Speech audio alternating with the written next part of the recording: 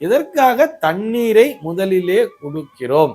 வர்றவங்க உபசரிக்கிறோம், வாங்க வாங்க உட்காருங்கன்னு சொல்றோம். நம்ம ஒரு கூல் ட்ரிங்க்ஸோ ஒரு பழச்சாரோ இல்லை காஃபி டீயோ எல்லாம் அப்புறம் தான் கொண்டு வந்து கொடுப்போம் தெரியுமா. முதல்ல என்ன பண்ணுவோம்னா சொம்புலேருந்து அந்த அம்மா வீட்டு எஜமானி அம்மா என்ன பண்ணுவாங்கன்னா ஒரு சொம்பு ஜலத்தை எடுத்துட்டு வருவா, கையில் ஒரு டம்ளர் வருவா, வீட்டில் சொம்புல தண்ணி ஊற்றி முதல்ல தண்ணி கொஞ்சம் குடிங்கன்னு கொடுக்குறா இல்லையா. இதற்கான காரணம் என்ன அப்படிங்கிற கேள்விதான் இங்க வந்திருக்கு. அதாவது இதுக்கான காரணம் என்னன்னு சொல்லி பார்த்தா, ஒரு வீட்டிற்குள் ஒருவர் வருகிறார் என்று சொன்னால் நாம் அனைவரும் மனிதர்கள் தானே. என்ன மாதிரியான ஒரு மனநிலையில் வருகிறார்ங்கிறது நமக்கு தெரியாது. அவர் மிகுந்த சந்தோஷமான மனநிலையில் நம் வீட்டிற்கு வந்திருக்கலாம், அல்லது அவருக்குள்ளாக ஏதேனும் சோகம் என்பது கூட இருக்கலாம்.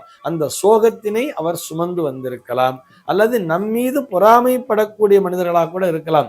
இவன் மட்டும் இவ்வளவு நல்லா இருக்கானே, இவன் சௌக்கியமா இருக்கானே, எனக்கு மட்டும் இவ்வளவு கஷ்டம் வருது அப்படிங்கிற மாதிரி, இவன் எப்படிதான் இவ்வளவு சௌக்கியமா இருக்கணும்னு தெரியலேங்கிற மாதிரி நம் மீது ஒரு பொறாமைப்படக்கூடிய குணத்துடன் வருபவர்களாகவும் இருக்கலாம். அவர் எந்த மனநிலையில் வேண்டுமானால் வந்திருக்கலாம். ஆனால் அந்த மனநிலையை நல்ல விதமாக மாற்றக்கூடிய தன்மை என்பது, அதாவது ஒரு நெகட்டிவ் வைப்ரேஷன்ஸ் கூட ஒரு பாசிட்டிவ் வைப்ரேஷனா மாற்றக்கூடிய ஒரு திறன் என்பது இந்த தண்ணீருக்கு உண்டு.